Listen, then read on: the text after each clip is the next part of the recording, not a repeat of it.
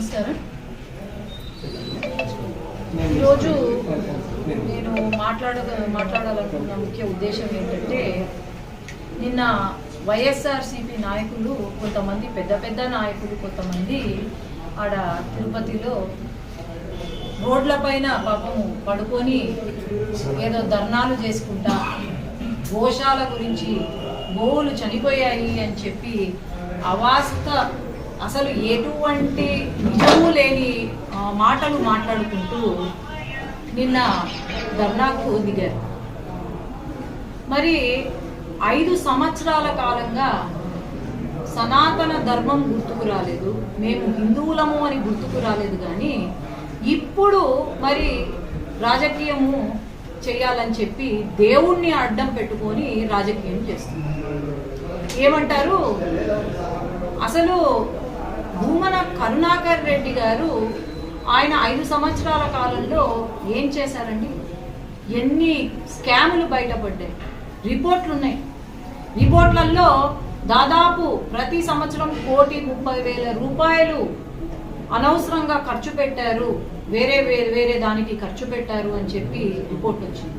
అట్లాగే టీటీడీ దేవస్థాన నిధులు ఏవైతే ఉన్నాయో, డబ్బులు ఏవైతే ఉన్నాయో, హుండీ డబ్బులు ఏవైతే ఉన్నాయో అవి అన్నీ కూడా డైవర్ట్ చేస్తున్నప్పుడు వీళ్లకు గుర్తుకు రాదు సనాతన ధర్మం గురించి.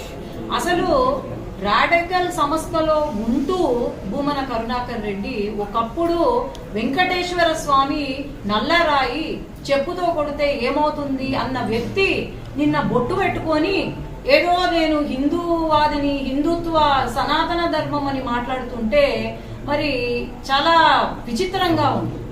మరి రోజమ్మ పాపము చెన్నైలో ఉండే కదన్నా, మొన్నటి వరకు చెన్నైలో ఉండే. ఆడ రాజకీయం చేయాలా, ఆడ చీఫ్ మినిస్టర్ కావాలని కోరుకుంటుందంట ఆమె. మళ్ళా ఆలవేసాడని ఇక్కడ తిరుపతికి వచ్చి పాపము ఆడ చీఫ్ మినిస్టర్ కాలేకపోయినట్టుంది. బతుకు జట్కా బండి కార్యక్రమము మళ్ళీ ఇంకొక ఎపిసోడ్ స్టార్ట్ అయ్యేటట్టుందేమో. మరి అక్కడ ఎవరు బాగా యాక్టింగ్ చేస్తారు అని చెప్పి ఆయన ముందు ఇట్లా పడుకోబెట్టి ఎవరు యాక్టింగ్ చేస్తే నెక్స్ట్ మీరే యాక్టర్స్ అని చెప్పినట్టుంది. వీళ్ళు మరి చాలా బాగా యాక్టింగ్ చేస్తున్నారు, ఒకరిని మించి ఒకరు యాక్టింగ్ చేస్తున్నారు నిన్న.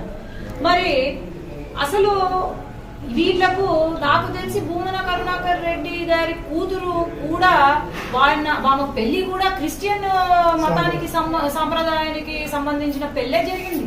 నేను క్రిస్టియన్ మతాన్ని నేనేమనట్లేదు, కానీ ఈయనకు ఏం మాట్లాడుతున్నాడు, అసలు వాస్తవాలు మాట్లాడుతున్నాడా లేదా అని చూసుకునే ఇది లేదా?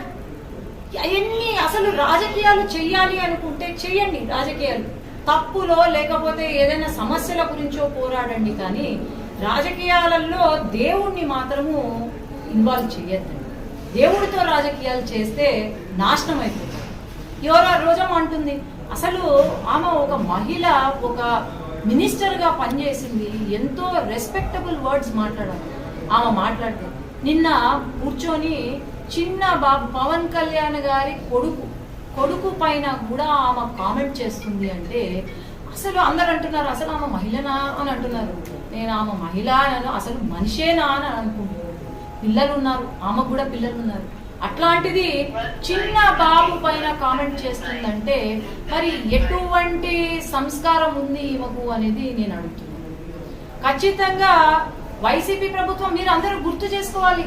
వైసీపీ ప్రభుత్వం హయాంలో ఎన్ని గుళ్ళు కొల్లగట్టారు, రాముల వారి తల నరికి ఆడ పడేశారు, అప్పుడు కూడా ఏమి చేయలేదు. రథాలు తగలబెట్టారు, అప్పుడు ఏమి చేయలేదు.